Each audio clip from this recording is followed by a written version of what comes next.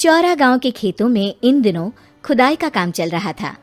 असल में इसी गांव से होकर एक अच्छी सड़क गुजरनी थी, इसलिए यहाँ खुदाई शुरू की गई थी। अचानक एक दिन खुदाई करने वाली मशीन से कुछ टकराता है।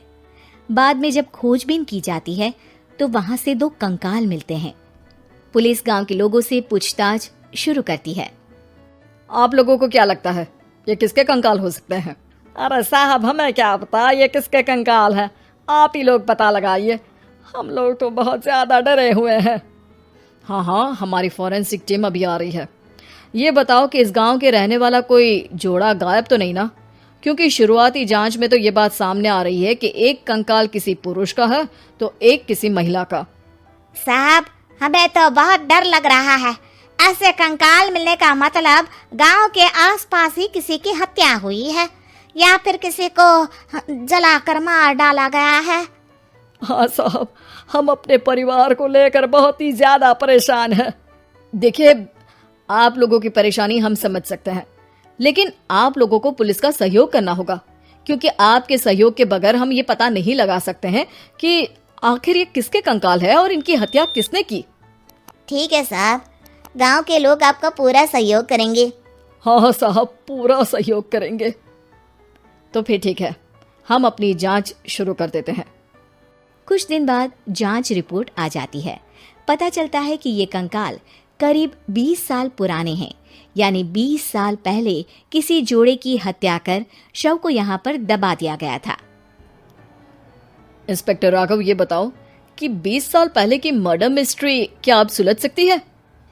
हाँ सर, क्यों नहीं, लेकिन अब सबूत और गवाह काफी मिट गए होंगे। मुश्किल तो होगी, लेकिन शायद किसी परिवार को इंसाफ मिल सके। इंस्पेक्टर राघव, आप बिल्कुल सही कह रहे हैं।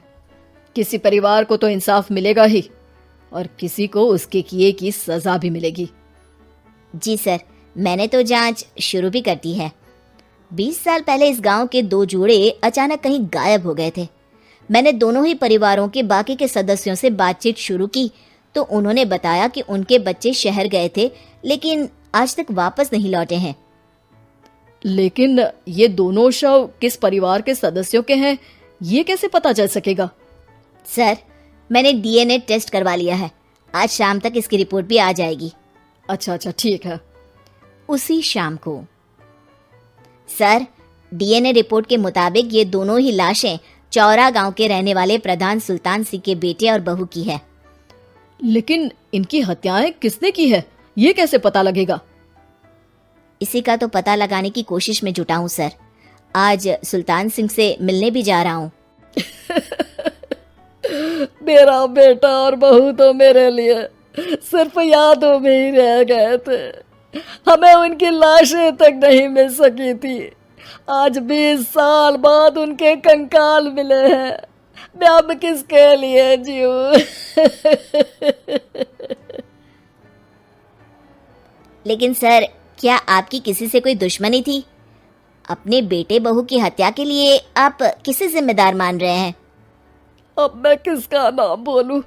मेरी तो किसी से दुश्मनी नहीं थी, बस मेरे बेटे बहू को कोई वापस ला पाता।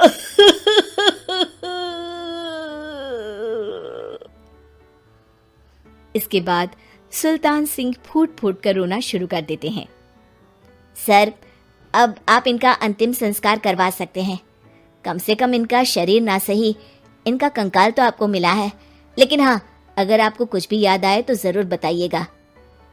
मेरी तो बेटा अब उम्र हो गई है, लेकिन मेरे बेटे और बहू के हत्यारों का जरूर पता लगाइएगा, क्योंकि जब तक हत्यारे पकड़े नहीं जाएंगे मेरा मन नहीं मानेगा। सर, हमारी पूरी कोशिश रहेगी हत्यारे को पकड़ने की।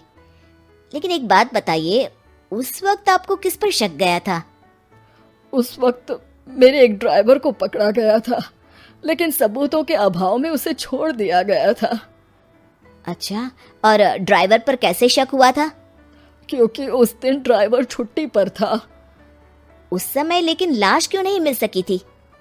उस वक्त पुलिस ने बहुत कोशिश की थी, लेकिन दोनों की डेड बॉडी नहीं मिल सकी थी। ठीक है, हमारी तफ्तीश चल रही है, मैं फिर आऊंगा। इसके बाद इंस्पेक्टर वहां से चला जाता है और सुल्तान सिंह अपने बेटे और बहू की याद में खो जाते हैं। कुछ दिन बाद सुल्तान सर, एक बात बताइए, जब आपके बेटे बहू की हत्या हुई थी, उसी के आसपास आपके ही गांव का रहने वाला एक और जोड़ा उसी वक्त गायब हो गया था ना? हाँ सर, अलका और अभिषेक, वो भी मेरे बच्चों जैसे ही थे। तो फिर वो कहाँ है? उनका भी आज तक पता नहीं चल सका, लेकिन बताते हैं कि कुछ साल पहले अभिषेक को गांव के ही किसी आदमी ने मुंबई में देखा था, लेकिन फिर वो गायब हो गया।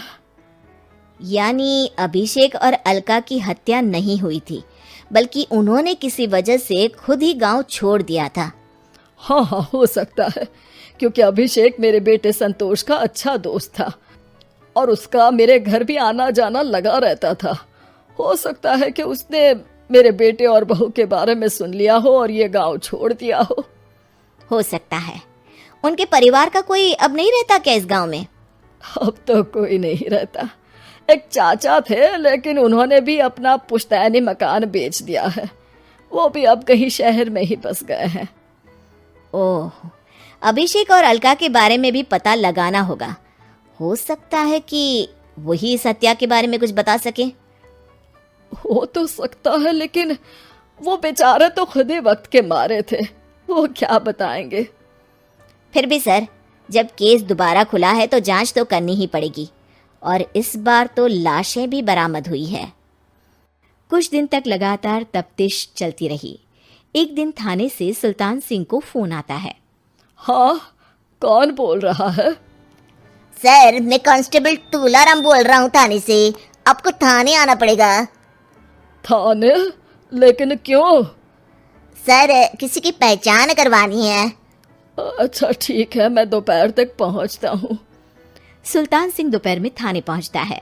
कई पुलिस के अधिकारी वहां मौजूद रहते हैं। सर, आपके बेटे की हत्या का रहस्य आज शायद सुलझ जाए। अच्छा इंस्पेक्टर राघव, पर वो कैसे? सर, उस आदमी को देखिए, क्या वही अभिषेक है? सुल्तान सिंह की आंखों में हैरानी से आंसू आ जाते हैं। हाँ सर, यही अभिषेक है। ये आपको कहाँ से मिला? सिर्फ अभिषेक ही नहीं, बल्कि इसकी पत्नी अलका भी इसके साथ है। मैडम, जरा अभिषेक की पत्नी को लाइए। जैसे ही अलका को पेश किया जाता है, सुल्तान सिंह जमीन पर गिर जाते हैं। सुल्तान सर, क्या हुआ आपको? आप अलका को देखकर गिर क्यों गए? सुल्तान सिंह सर पकड़कर बैठ जाते हैं। ये अलका नहीं, बल्कि ये तो मेरी बहू रितु है। पूरा थाना एक दूसरे का मुंह देखने लगता है। क्या? इसके बाद हर किसी को दो कंकाल और हत्या का रहस्य समझ में आ गया। अभिषेक और रितु ने मिलकर संतोष और अलका की हत्या की थी और लाश को जमीन के नीचे दबा दिया था। आज 20 साल बाद इस हत्या का रहस्य खुल सका था कि अवैध प्रेम संबंध में 2 मासूमों की जान गई थी।